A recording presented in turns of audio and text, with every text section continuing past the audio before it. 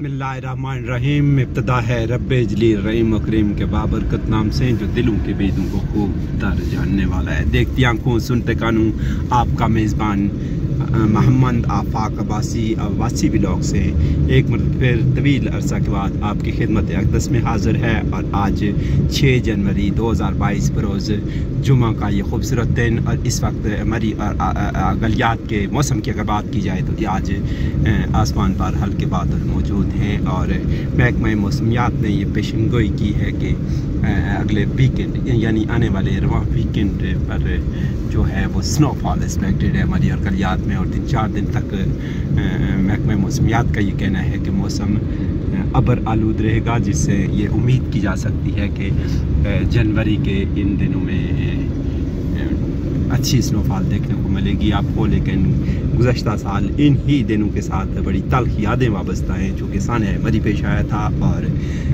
ये जो बर्फबारी का सिलसिला गुज़श्ता शुरू हुआ था वो 3 या 4 जनवरी को शुरू हुआ था, जो 9 जनवरी तक रहा था। और 7 और 8 जनवरी की दरमियानी शब को एक क़यामत सुगरा बपा हुई थी मरी के नवाई इलाका गुलडना के करीब। और मुतअद्दिद अफराद जाँ बाग हो गए थे। रात की शदीद बर्फबारी के दौरान गाड़ियों के अंदर मुतअद्दिद लोग जाँ बाग हो गए थे और वो याद आज भी बड़ी तल्ख याद वाबस्ता है लोगों के ज़हनों में, वो नक्श है। और एक बार फिर आज 6 जनवरी 2023 यानी 1 साल हो गया है और वही दिन दोबारा है। और एक बार फिर ये महकमा मौसमियात ने पेशन गोई की है कि 8 जनवरी को मुतवक्का तौर पर यहाँ पर स्नोफॉल होगी। और स्नोफॉल से उस तरह का हैवी स्पेल तो नहीं बताया जा रहा, लेकिन एक्सपेक्टेड है कि अच्छी स्नोफॉल होने की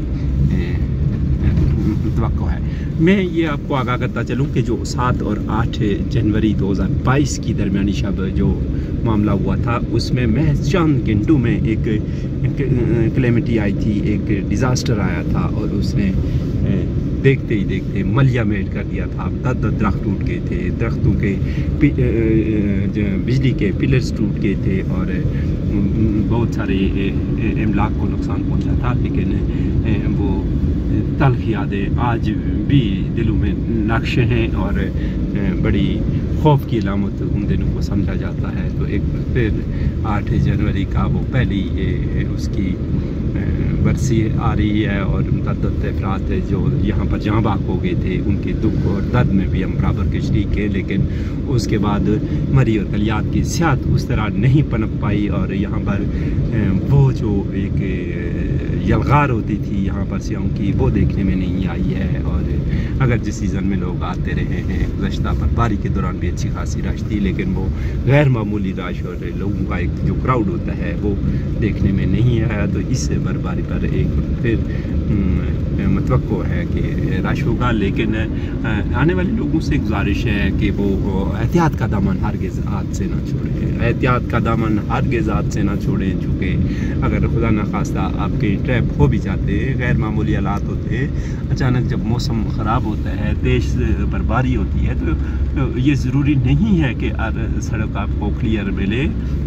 कभी कभी इतनी शदीद बर्फ़बारी शुरू हो जाती है कि गाड़ियाँ फंस जाती है और मशीन क्लियर नहीं कर पाती रोड। तो उस सूरत में आपने एहतियात का दामन हरगिज़ हाथ से नहीं छोड़ना। और अगर आप गाड़ी में कहीं फंस जाते हैं तो ये हरगिज़ ना करें कि हीटर जला के आप सो जाएं। इस तरह चूँकि गाड़ी के अंदर जो ऑक्सीजन होती है वो ख़त्म हो जाती है और उससे कैजुअल्टीज़ होती हैं सफोकेशन से। और चूँकि ऑक्सीजन का इंदराज जो होता है, दाखिला जो होता है वो मुमकिन नहीं रहता और कार्बन मोनोऑक्साइड या कार्बन डाइऑक्साइड जो होती है वो उसका अखराज नहीं हो पाता। इस वजह से आपको कैजुअल्टीज़ भी हो सकती हैं। और वैसे भी जब एक गाड़ी में 3-4 लोग हों या ज़्यादा लोग हों तो उनको लिए ऑक्सीजन ख़ासी मिकदार में रिक्वायर्ड होती है। और जब आप परमानेंट तौर पर गाड़ी के विंडोज़ लॉक कर देंगे, आप तवील देर के लिए बंद रहेंगे तो यकीनी तौर पर ऑक्सीजन चूँकि सांस लेने में इस्तेमाल होती है तो वो इस्तेमाल हो जाती है। तो इसी तरह जब हीटर आप चलाकर कमरे में सोते हैं तो वो भी उसको भी ऑक्सीजन चाहिए होती है। ज़्यादा देर तक जब दरवाज़ा नहीं खुलता तो उससे भी कैजुअल्टीज़ होती हैं। लिहाजा ये एहतियाती तदाबीर ज़रूर अख्तियार करें। जब भी आप सोने से कबल जलता हुआ हीटर कमरे में अगर आप छोड़ेंगे तो उससे ये कंसिक्वेंसेस उसके ये होते हैं कि वो एक तो आप को सोफोकेशन से हो जाती है, चूँकि वो उसमें भी यही होता है कि एक तो जो अफराद अंदर मौजूद होते हैं वो ऑक्सीजन यूज़ कर रहे होते हैं सांस की सूरत में, और दूसरा जो आग की बर्निंग होती है, हीटर जब जलता है तो उसके लिए भी ऑक्सीजन चाहिए होती है। जब बंद कमरे में ऑक्सीजन ख़त्म हो जाती है तो सबसे पहले ये होता है कि ऑक्सीजन ख़त्म होने की वजह से न सिर्फ आपके दम घुटना शुरू हो जाता है, आपकी सांस उखड़ना शुरू हो जाती है, बल्कि उससे आपका जलता हुआ हीटर जब उसको ऑक्सीजन नहीं मिलती तो वो भी बंद हो जाता है। इस तरह गैस चलती रहती है और ऑक्सीजन न होने की वजह से आग बुझ जाती है, तो वो इस तरह से गैस की लीकेज शुरू हो जाती है। और इस तरह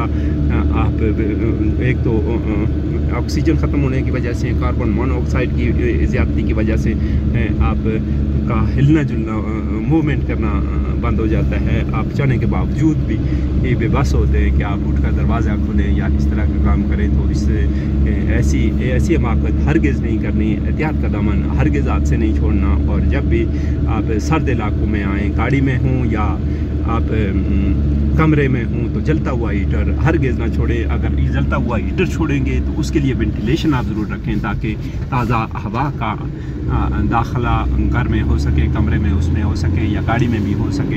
इस तरह से आप अपनी कीमती जानें बचा सकते हैं। और ये हर शख्स को ज़हन में रखना चाहिए कि एहतियाती तदाबीर मौसम सरमा के दौरान ज़रूर एहतियाती तदाबीर इस्तेमाल करें। अपना ढेर सा ख्याल रखिएगा और अपने मेज़बान मोहम्मद आफाक अब्बासी को इजाज़त दीजिए। अल्लाह हामी नासिर।